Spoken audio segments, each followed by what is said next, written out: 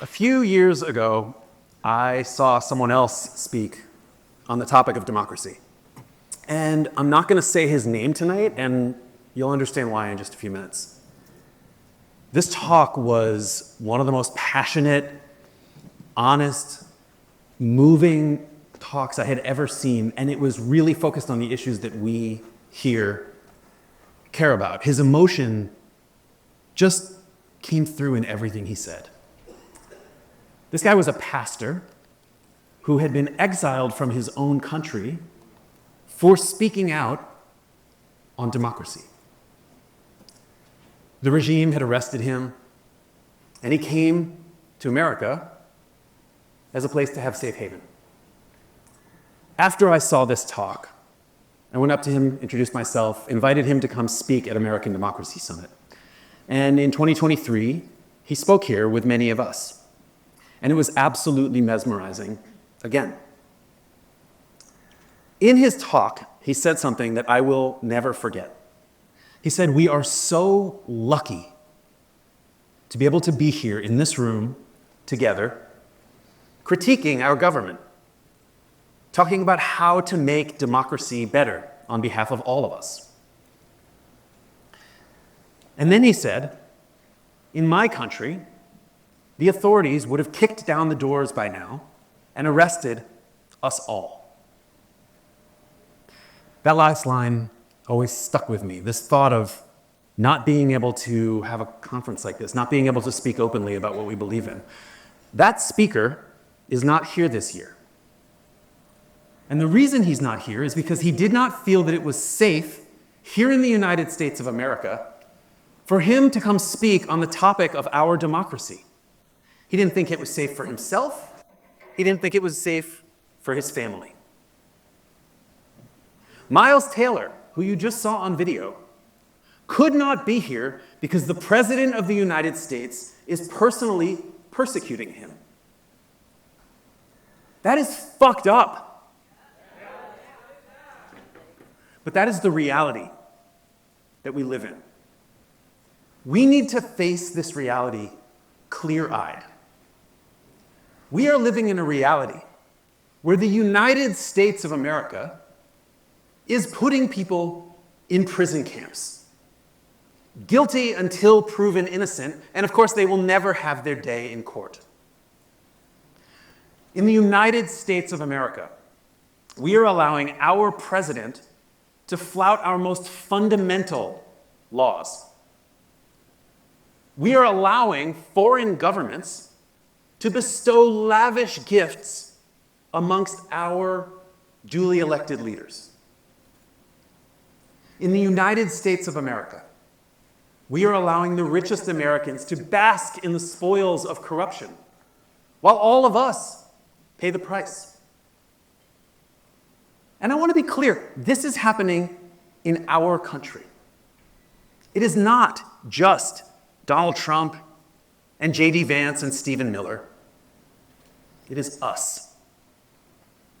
It is us. It is we, the people, that allows this to happen.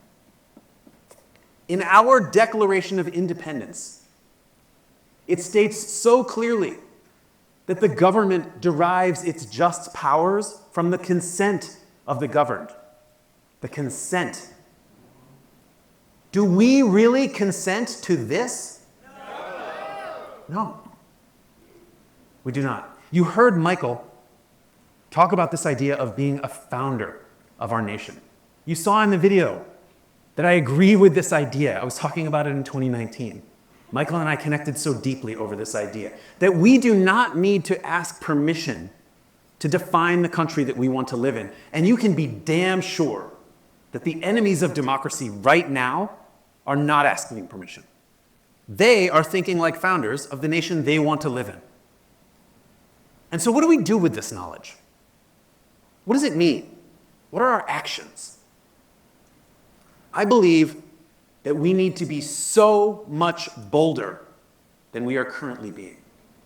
We need to be more strategic with the way that we act in the world. We need to disrupt the status quo, not with rallies, but with protests. We need to change the way people are thinking about what's going on because this reality is not okay with us.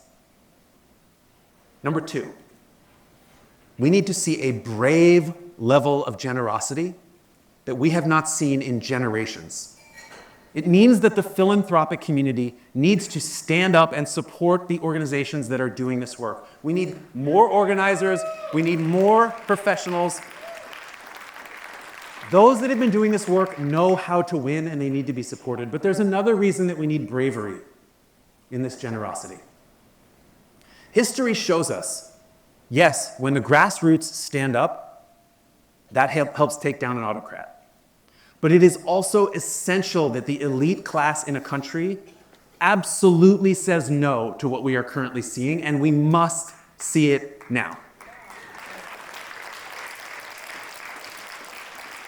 Number 3, and this is a hard one for me. I believe that in this moment, we absolutely must hold our values above the veneer of bipartisanship. I'm going to say it again. We need to put our values, the things that we believe in deeply, at a higher level of importance than the veneer of bipartisanship itself.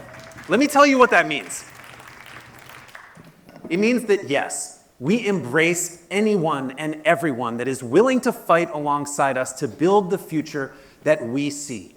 But it also means that we cannot leave space for those who are okay with the idea of putting a black bag over someone's head and evicting them in the middle of the night.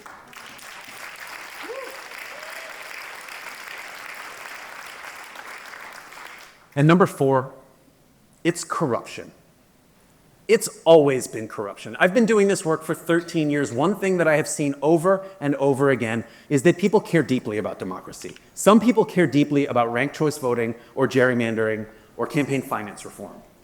But the American people are furious about the corruption in our political system, in the same way that we are furious about the things I talked about moments ago. And if we want to change the narrative of a corrupt autocracy coming to power, we have to call corruption what it is and bring the American people with us. This summit is about building a movement. That is what we are here for. It is about finding the fortitude to stand up for the things that we believe in so deeply. Our movement is about taking the next bold step forward for this country. And so my question to each of you is, will you be the one to stand up?